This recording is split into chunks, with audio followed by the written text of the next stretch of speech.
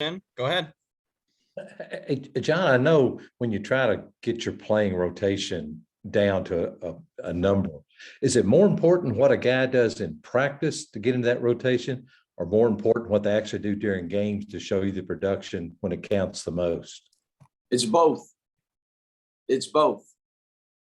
There are some guys, when you put them on the stage, they'll blossom, that you're not sure about them because in practice, but they get on the stage and they do it. There are other guys that earned the right to get on that stage with how they practiced. But at the end of the day, merit wins out.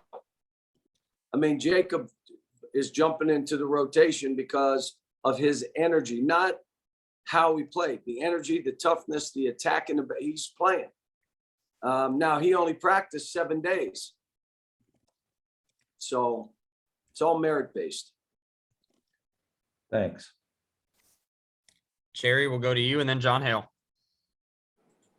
And speaking of the stage, how big is the stage tomorrow night? How does that impact preparation, of the conclusions, or at least thoughts that you would have playing that stage? Well, we approach every game the same. We're, like you saw, the last team made 11 out of 15 threes against us. And so every team we play, it's the biggest game on their schedule. So this will be, you can't make it any different. This will be the stage, all the stuff we're saying, look, our thing is focusing on us. We're going to play how we play. They're going to play how they play. And either they're more advanced than us or we're a little more advanced than we think we are. But we'll find out. This is the games you learn about your team. This is it. And we have, before our league, we have 5 games or 6 like this that we'll learn about what we are. So, it's going to be a hard game for us. They're really, really good. They're deep. They're big, 7 foot, 6'10", 6'11". They're big. So, it'll be a challenge. And speaking of big, how is Oscar? And is he, I know you said you rested him a little bit in the Miles game. He's okay. He's still, he's a little bit nicked up. But, again, this is one of those that, let's go. But he gives us a physical presence. We just got to, again, trying to figure out not only how you're doing, what is the rotation now for this kind of game? You're not playing 11 guys. It's not happening. Now, you might because of foul trouble, injuries, different things like that, but your rotation is going to be more normal with 8 guys, maybe 7. Who are they? And then the other side of it becomes next man up. Are you ready for your opportunity to prove you should be playing more? We're doing stats right now on points against a player as though he played 40 minutes. How many points would you give up if you played 40 minutes? And so now they're really seeing it. We're talking about it. We're zeroed in on it. So all those things play into this. We're going to have to help inside because they're big. They also shoot threes. Well, we got to help inside and take away threes. Not an easy task. John Hale, you got next, and then Nick Lorenzen. Cal, obviously you all recruited Paolo Banchero quite a bit. What kind of challenge is he for that post defense that you've talked so much about the last couple of weeks to start off here? Well, the biggest thing is he's got size and girth. He's 250 pounds. So our 4 men are not that big, but they're quick and active, and he's got to guard them too now. But he's a skilled passer, scorer. He's a terrific player, great kid from a great family. He will be a challenge, but he's going to be a challenge for everybody all year.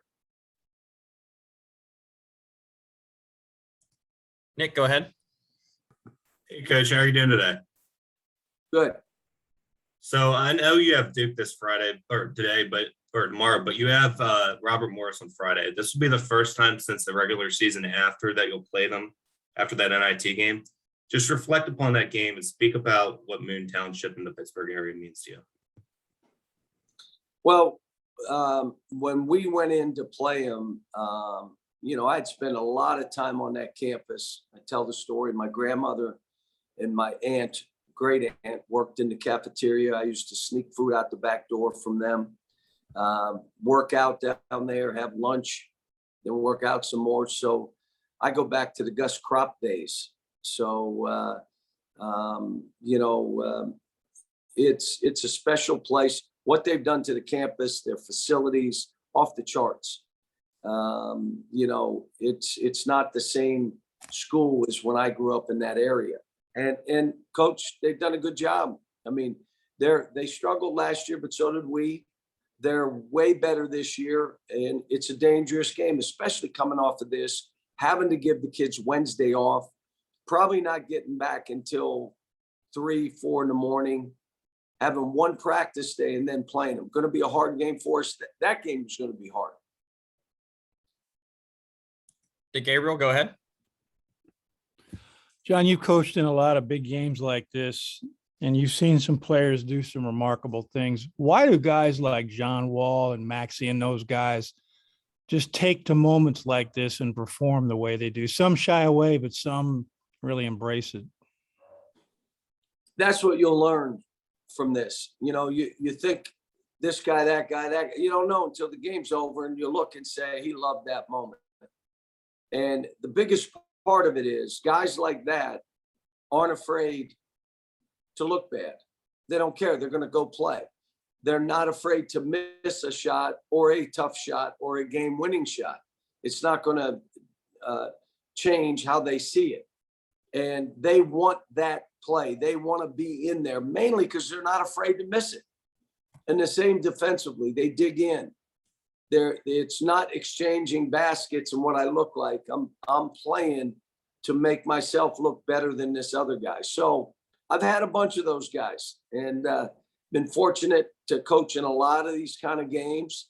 And you just don't know until the game's over.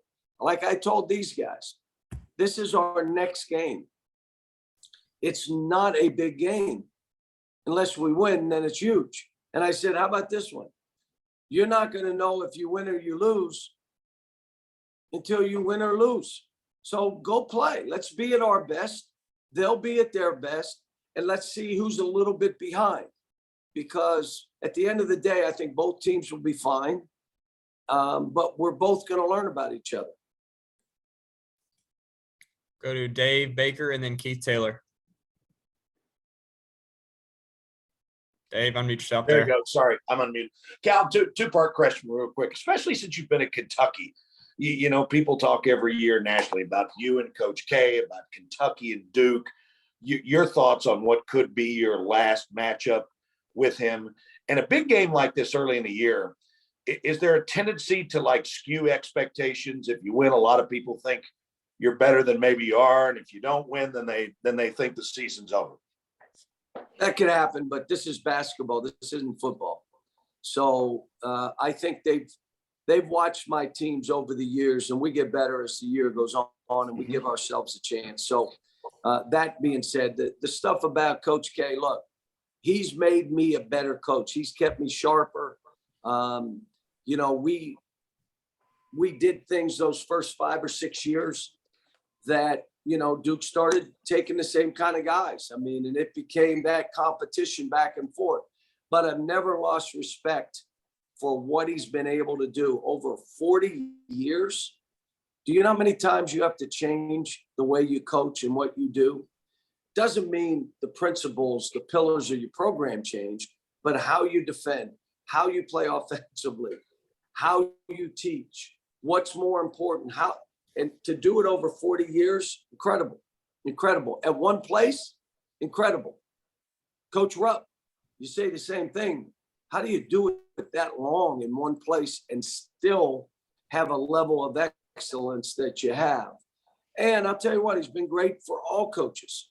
And I like the competition of going coaching against the absolute best. You go, and whether I was young coaching against Coach Smith, that you have an opportunity, coaching against Hall of Fame coaches. I mean, that's, you want to see where you are in preparing your team. What's he doing right now that's different? But it's now I'm hoping this isn't the last time we play him. So don't make any mistake about that. I hope we play one and one more. Keith Taylor, we'll go to you and then back to Larry Vaught.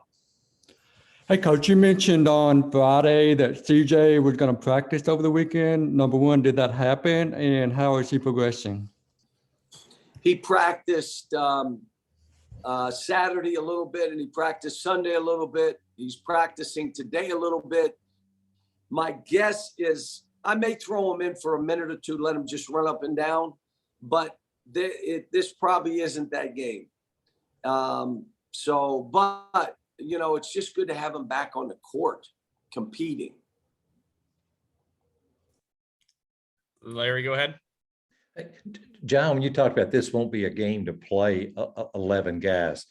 So does that mean in your mind, you already know now what guys you're going to play, or is that just something you just kind of do by feel once the game starts and you see what's happening?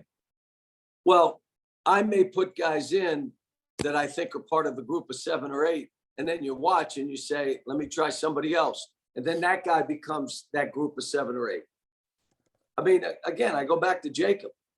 I didn't think Jacob would jump in this and do this, but his energy level and the spirit he brought to the court changed how we were playing. Now, just think if I can get 5 guys playing like him.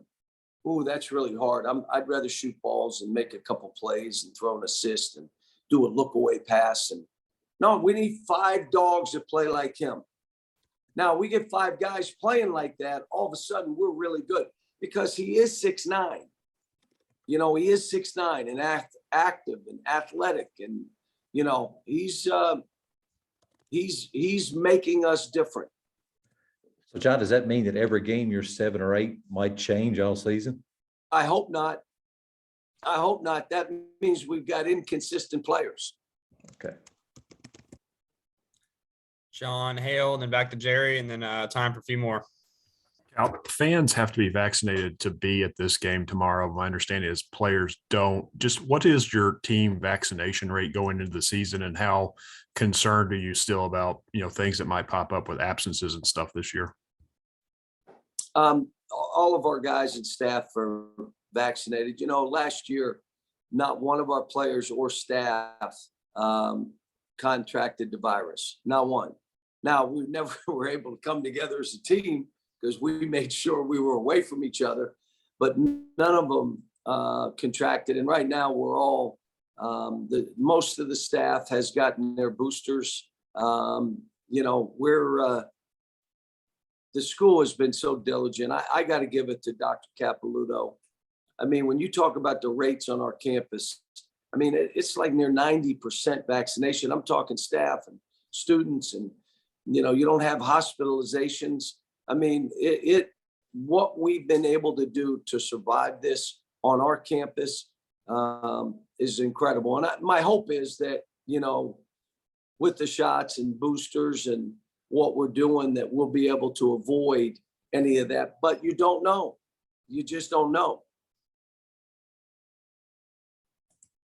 Jerry, go ahead, and then Adam Zagoria. Yeah, John, I was thinking about what Sabir said about after the first exhibition, concentrating on the interior defense, and then Miles hits a bunch of threes. I'm wondering, after Miles, what's the focus of the defense? Well, we want to stop him in the post and don't give him threes. Pitch a shutout. How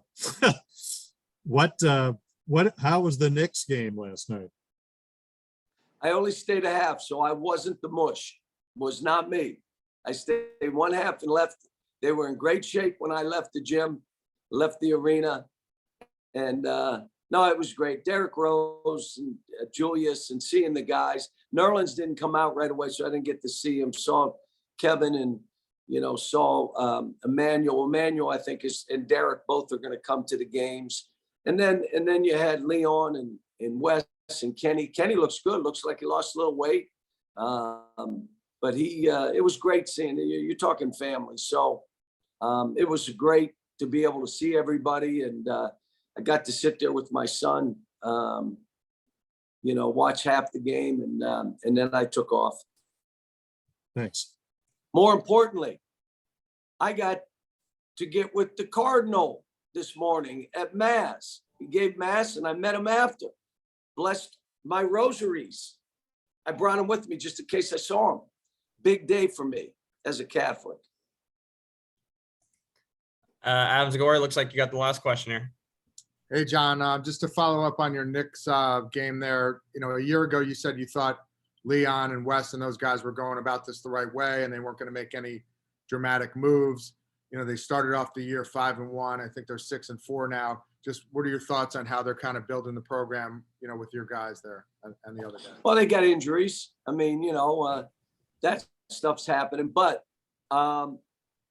they have the flexibility they need to be able to evaluate who they have and the flexibility to do things if they need to.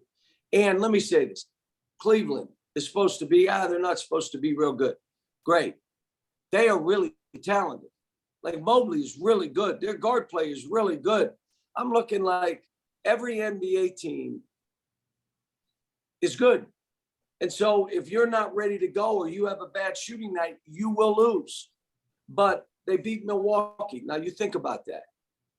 And how about you walk in the arena at Madison Square Garden is like the old days. People going nuts. I hit Spike Lee last night. Where are you? I'm sitting right here. Where are you? So he hit me this morning, but have you seen anything specific from Nerlens or Emmanuel or your guys that in their development? Yeah, well, here's what's happened. Nerlens is going to be fine. I think he's beat up a little bit, but Emmanuel, he's got to be the next man up now, and it's harder because you're getting a little less minutes than you did a year ago. But it's next man up. You got to, take those minutes that you get and prove I need more. Because when I watch him, I love his spirit on the court, bouncing and all that. And for Derrick Rose at his age to do what he's doing, I mean, he's bouncy, looks young, best floater in the NBA. Shot a bunch of them last night. Nerlens makes a difference. They're telling me Kevin's gotten better, Kevin Knox. Now he's just got to get on the court and then do it when he's on the court. Hardest thing for a player. You're not getting a whole lot of minutes and you're thrown in there. Right? It is what it is. You got to go get it done. All right, guys, we're going to cut Coach loose here. We will have the players here in about 5-10 minutes. It's going to be a slight break here before we get them to you. So just hang tight here on this. Thanks, Coach. Around a little bit. Hey, Right. Dev, if you're going to do that, we need to take that background off. There's no way it's going to work. All right.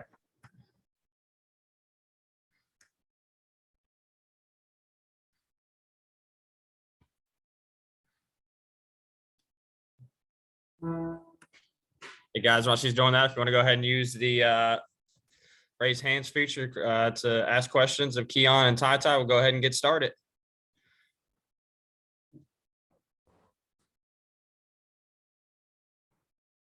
All right, Jerry, we'll go with you. And guys, just specify who your question is when you ask it, please. Yes, for both you guys, if I may.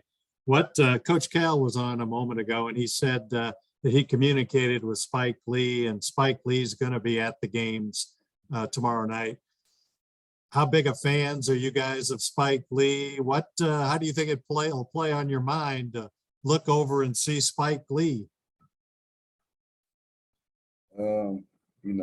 Just being a fan of basketball and all the moments that Spike Lee has had in the Garden, that's pretty dope. But once the game tips off, we're going to get lost in the game. We're not really concerned with sitting on the sideline.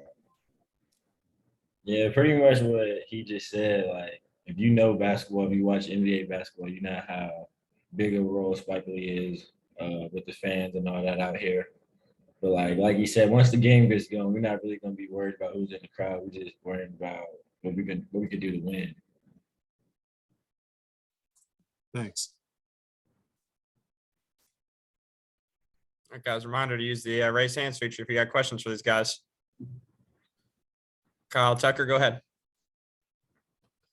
Yeah, I know you guys have a big billboard now in Times Square. There's a lot of you all popping up on sponsorships and promotions all over the town and the country. I wonder how you guys are feeling about, one, the plan that the folks at Kentucky had for you guys to jump into this name, image, and likeness stuff, and how they've helped guide you through it, and just how do you think it's going so far? Let me do it. Yeah, go ahead. You got that. I think, as far back when, there was an inkling that name, image, or likeness will really become a thing. I feel like Coach, he did a good job of putting a good, infrastructure around us to when name, image, or likeness did come to fruition, that we have some great opportunities. And, he's just been doing a great job of helping us and leading us in the right direction with the opportunities that are presented to us. And, Kentucky has a huge platform, and I feel like, like I said, our infrastructure has been great with, giving us the right guidance on how to, tread this new water. Tata, you want to take that too? Yeah, I'm okay. I'll pass. Okay. Jerry, go back to you. Yeah, I wonder how you, both of you or either, how you compare the stage tomorrow night, Madison Square Garden, with just a regular season game. I feel like tomorrow's gonna be a big night because we're playing the Garden. It's a good program with also a good coach as well. So I feel like it's gonna be highly anticipated. Everybody really wanted to see. But I just feel like it's like another game, another basketball game. We're just gonna go out there and treat it how we treat any other game.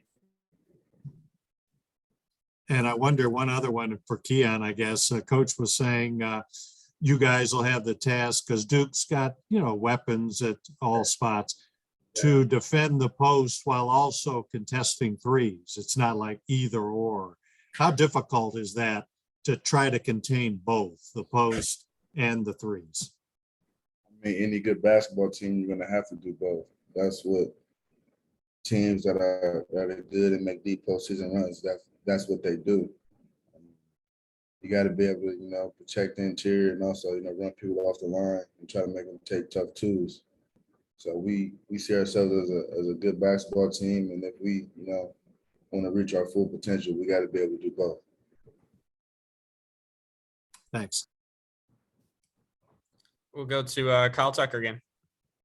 Yeah, circling back on the name, image, and likeness stuff to both of you guys, I wonder how aware you both are. I mean, you guys have obviously done well getting these deals done before the season starts, but I wonder how aware you both are that what happens now as the season begins, how you play, how the team does, how each of you play, will ultimately determine sort of your value and make all that actually matter.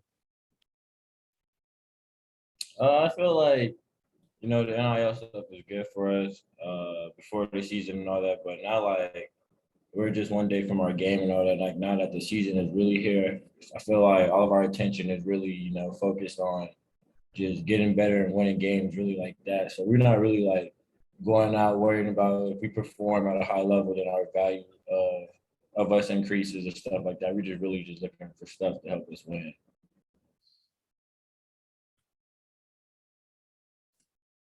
Jerry, go back to you. Ty, I wonder how well do you know the Duke freshmen? Maybe you played with them or against them on the AAU circuit or whatever. Yeah, I know them pretty well. Me and Paulo kind of grew up together on the West Coast playing basketball through the AAU scene. So and the same with Trevor, just being able to travel to play the game at an early age, seeing all these other guys almost every weekend, just building a relationship with them through basketball, doing the stuff we love. So it's just really amazing to see both our journeys, continue to grow. I haven't seen Paulo. I've read about him. How good is he? He's good. He's big. He's very skilled. Thanks.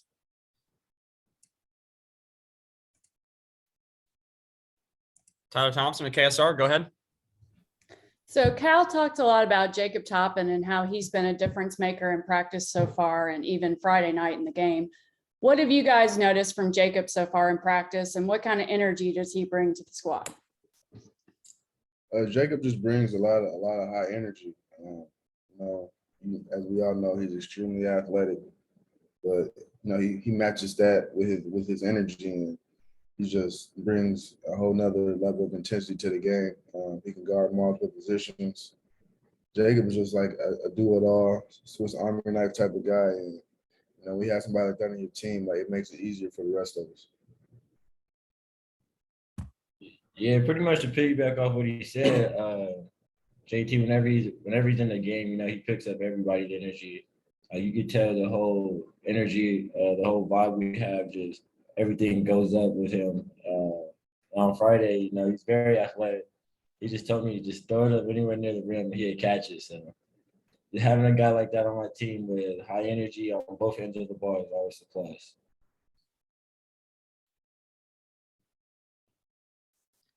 Kyle Tucker, go back to you. This is Cal's last time, likely. I mean, he said he hopes to see them again, but I assume he means in the NCAA tournament. But if not, last time coaching against Mike Krzyzewski.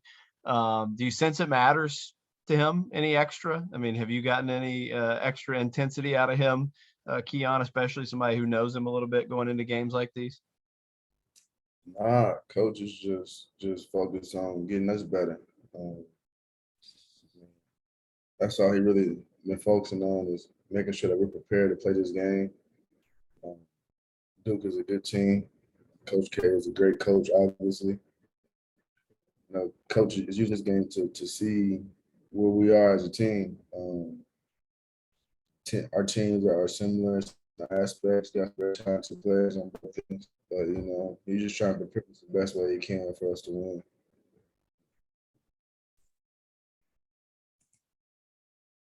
Jerry, back to you. One last one for me, guys. What was it like at the Knicks game last night? What memories were made, if any? The next game was really good. It was my first time in the Garden. When I was in there, I was just looking at the Rockets and stuff. Just seeing like Patrick Ewing's jersey and all that stuff was like really cool because we didn't get a chance to see him play growing up, but just like seeing highlights and stuff like that. Seeing the movie Space Jam, they shot Space Jam in there as well too. So just looking around, seeing all the historical stuff that was in there was pretty cool. Who was the player, Ty, that you saw the jersey? Patrick Ewing. Patrick Ewing, yeah, that's what I thought. Wanted to make sure. What about you, Keon? For me, it was dope from a different perspective. Being able to see Emmanuel in person for the first time, playing an NBA game was great.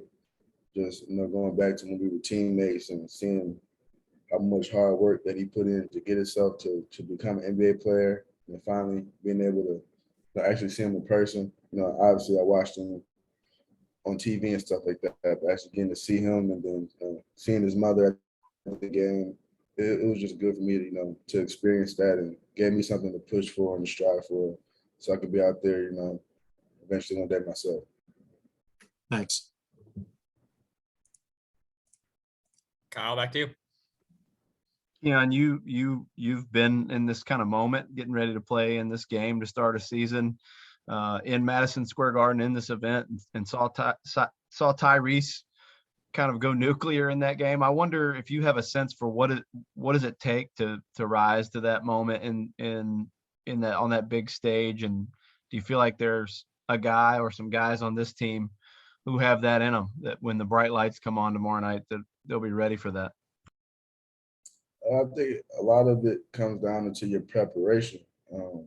Just knowing that you put the work in to be ready for the moment always helps. It's always a great thing. So then once you get out there, you can just rely on how much you prepared in your training. And I think we have multiple guys that, you know, when the lights turn on, they're gonna be ready to go. Like this man sitting right next to me. I believe he's gonna have a great game tomorrow, alongside the rest of my teammates. You know, we know how important this game is.